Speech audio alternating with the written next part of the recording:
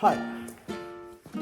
So I'm here today to redo the test on the ICS Mars 2 Junior after it has been worked and upgraded by Ryot.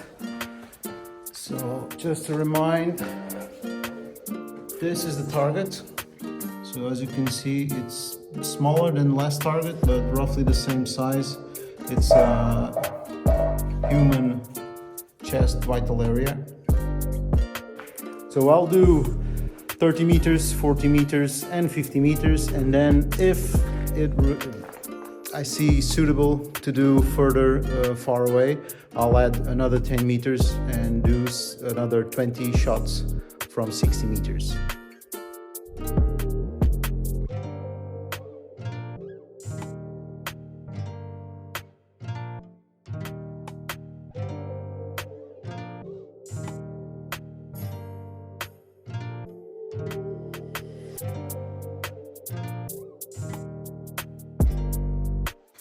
Okay, so here is the gun, as you can see.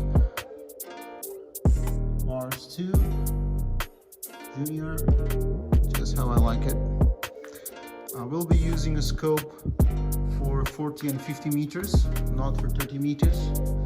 I'll use PTS mags and a whole different types of BBs and weights. I'll start with 25, 28, see 32, 40, 43 and 45. I probably won't do all of them, but I'll go as far as I can. So for battery, I'm using a Dragon Pro 1300 milliamperes, 11 volts, 25C, and the plug has been changed already to an XT30. Okay, so one of the changes made was the removal of the fuse that was there. So I already have much more space to put the battery in than I did before. The replica has now been cleaned and checked, and we changed some components: the nozzle, the cylinder head, the barrel, and the Hopup rubber for a Supermacarron 60 degrees one. The replica now has 1.09 joules, which is below the legal limit here in Portugal.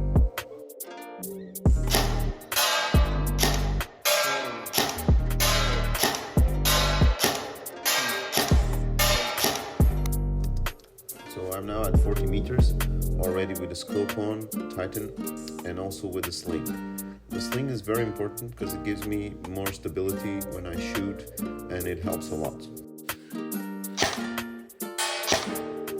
Just a few seconds of shooting so you can see the speed, time and consistency of the gun.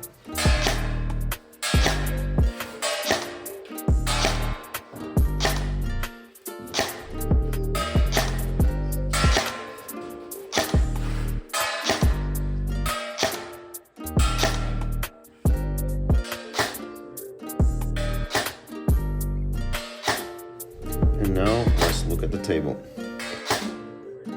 Looking at the results, we can see that the 0.28 and 0.4 were the BBs that most improved the results. 0.25 and 32, the results were worse.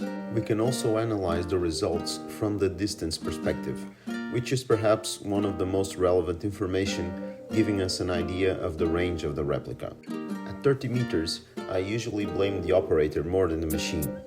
We all have days and bad days. Maybe on this day I didn't have the best mindset.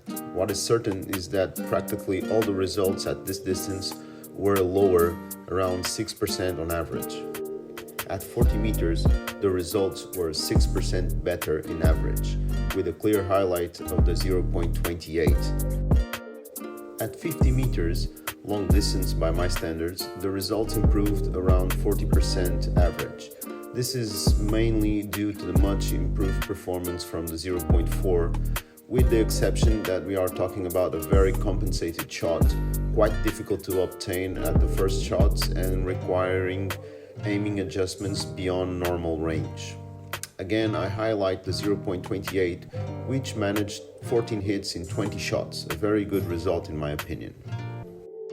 They were the only BBs that I thought could make it at 60 meters, as the compensation given for 50 meters was not too excessive. So I got 6 hits at 60 meters, something that surprised me a lot.